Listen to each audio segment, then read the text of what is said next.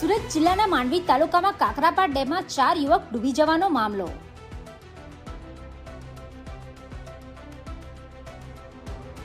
ચાર યુવકોના મૃતદેહ મળી આવ્યા.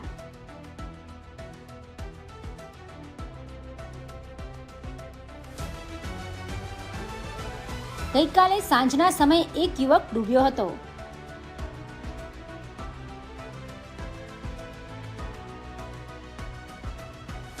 યુવકને શોધવા આજે 3 યુવાનો ડેમના પાણીમાં કૂદ્યા હતા.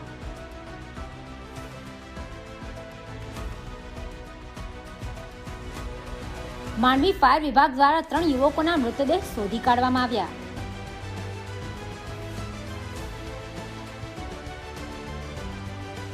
ડૂબેલા પૈકી 3 કાકરાપાર ગામના, જ્યારે એક યુવક કણજા ગામનો હોવાનું સામે આવ્યું.